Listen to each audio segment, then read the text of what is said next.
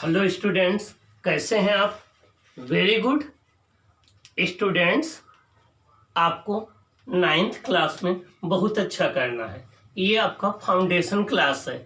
यही आपके इंजीनियर बनने की, डॉक्टर बनने की, आईएएस बनने की, पीसीएस बनने की, आपके आर्मी ऑफिसर बनने की, एनडीए में जाने की, मिलिट्री में जाने की, सबकी ये फाउंडेशन है। इसी क्लास से सबकी शुरुआत होती है। आपको अच्छे से मेहनत करना है, आगे बढ़ना है। ओके, डेली अपना टारगेट फिक्स करना है, उस टारगेट को अचीव करना है, तभी आगे बढ़ना है। ओके, आपने कल देखा था, कल हमने डिस्कस किया था कि न्यूटन साहब ने क्या बताया था।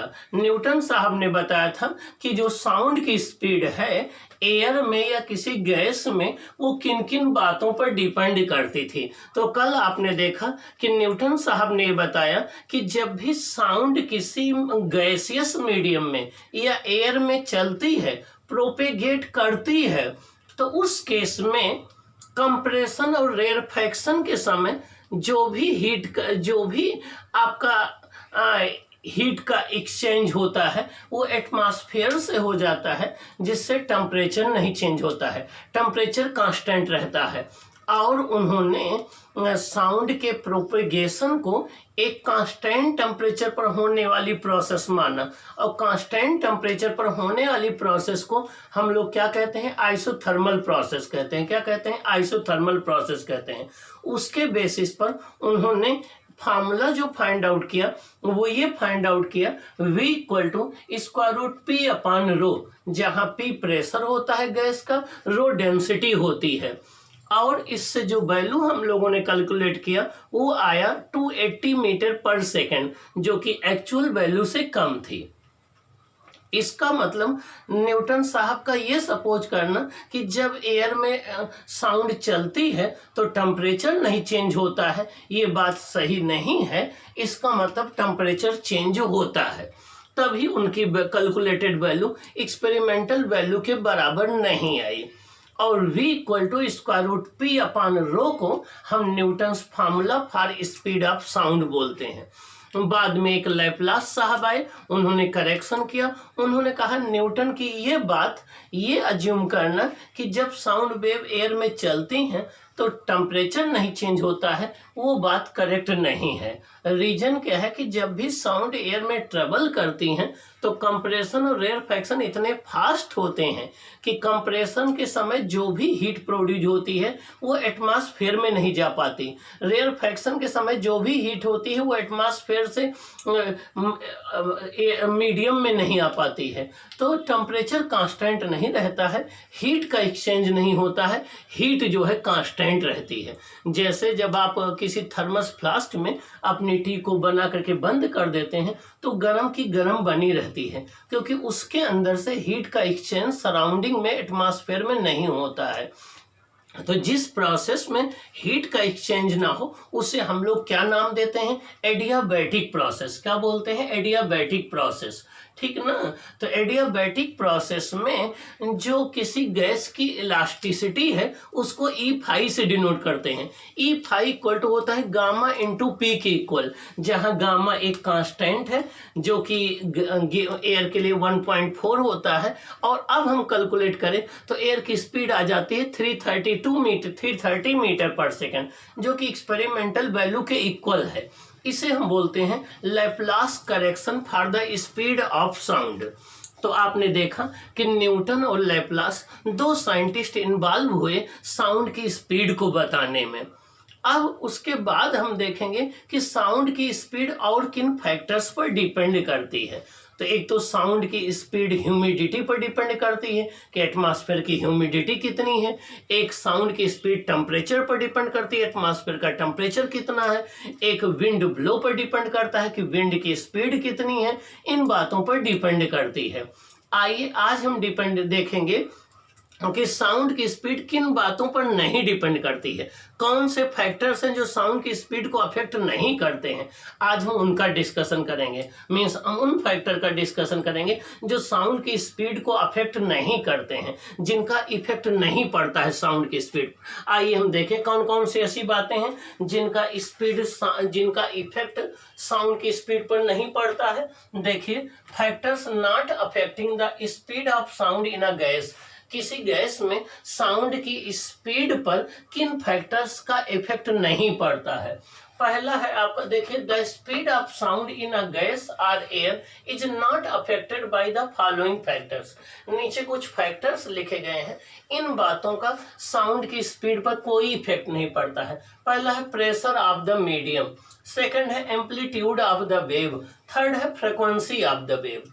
तो मीन्स मीडियम का जो प्रेशर है उसका प्रेशर के चेंज होने का इफेक्ट नहीं पड़ता है, एम्पलीट्यूड ऑफ द वेव का नहीं पड़ता है, फ्रीक्वेंसी का नहीं पड़ता है। तो प्रेशर हो गया, एम्पलीट्यूड हो गया, फ्रीक्वेंसी हो गया, ये ऐसे 3 फैक्टर्स हैं जिनका इफेक्ट साउंड की स्पीड पर नहीं पड़ता है।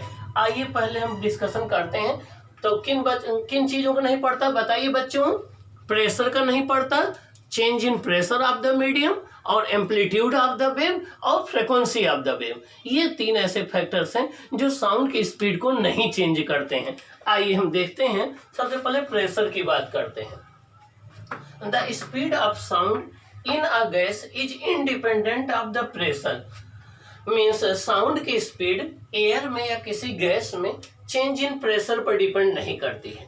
बस कंडीशन ये है कि टेम्परेचर कांस्टेंट होना चाहिए। क्या? टेम्परेचर नहीं चेंज होना चाहिए। आइए देखें, फार्मूला जो लैपलास ने दिया था, V equal to gamma P upon rho. यहाँ पर P क्या है? प्रेशर। P क्या है? P आपका प्रेशर है, और रो क्या है? डेंसिटी है। P क्या है? प्रेशर है, रो क्या है? डेंसिटी है। अब अगर आप कांस्टेंट टेम्परेचर रखेंगे, टेम्परेचर को नहीं चेंज करेंगे और प्रेशर को चेंज कर दें। चलो देखिए, हम प्रेशर को चेंज कर देते हैं। अगर हम प्रेशर चेंज कर देंगे तो देखिए, डेंसिटी इक्वल टू होता है मास अपान वॉल्यूम। तो मास तो वही रहेगा, वॉल्यूम जो है चेंज हो जाएगा। तो अगर आप प्रेशर को इंक्रीज, मान लीजिए प्रेशर को इंक्रीज कर देते हैं तो वॉल्यूम डिक्रीज हो जाएगा। वॉल्यूम डिक्रीज हो जाएगा तो डेंसिटी क्या हो जाएगी? इंक्रीज हो जाएगी। तो जिस रेशियो में प्रेशर इंक्रीज होगा उसी रेशियो में डेंसिटी इंक्रीज हो जाएगी, जिससे P अपान रो का रेशियो कांस्टेंट रहे। और स्पीड डिपेंड करती है P अपान रो पर, तो स्पीड नहीं चेंज होगी।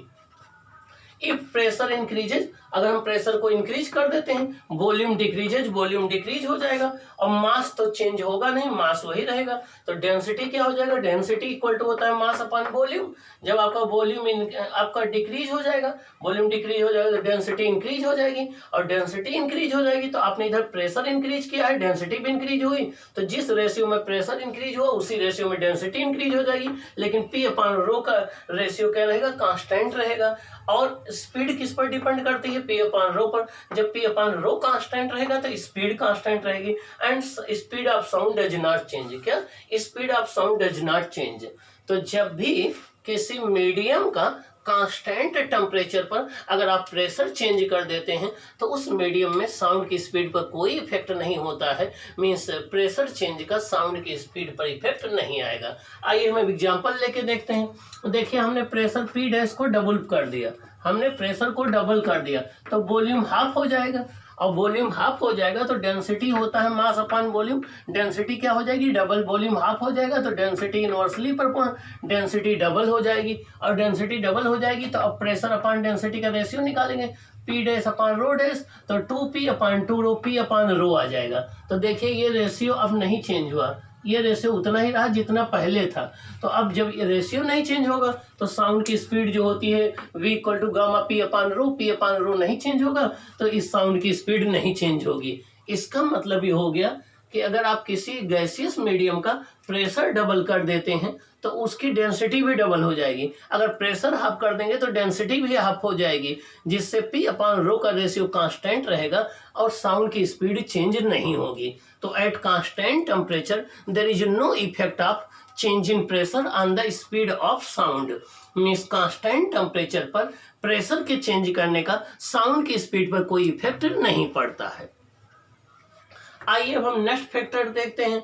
Effect of amplitude of wave. अब हम देखेंगे कि किसी वेव के एम्पलीट्यूड का क्या इफेक्ट पड़ता है। क्या ज़्यादा एम्पलीट्यूड की होगी तो वो ज़्यादा फास्ट ट्रेवल करेगी, या कम एम्पलीट्यूड की होगी तो कम फास्ट चलेगी। क्या एम्पलीट्यूड का इफेक्ट पड़ेगा या नहीं पड़ेगा। The speed of sound wave does not depend upon the amplitude of wave. किसी भी साउंड की स्पीड उसके एम्पलीट्यूड पर डिपेंड नहीं करती है, क्योंकि एम्पलीट्यूड किसी वेव की एनर्जी डिसाइड करता है, उसकी इंटेंसिटी को डिसाइड करता है, लेकिन स्पीड को डिसाइड नहीं करता है। तो एम्पलीट्यूड का कोई इफेक्ट नहीं पड़ेगा।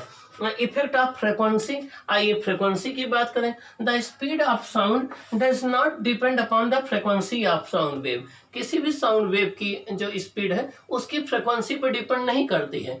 इसका मतलब चाहे फ्रीक्वेंसी कम हो चाहे ज़्यादा हो, साउंड वेव सेम स्पीड से ट्रेवल करेगी। अभी आगे हम डिस्कस करेंगे कि जिन साउंड को हम सुन पाते हैं उन्हें ऑडिबल वेव्स कहते हैं, जिनको हम जिनको नहीं सुन पाते हैं उनको हम इंफ्रासोनिक या अल्ट्रासोनिक कहते हैं।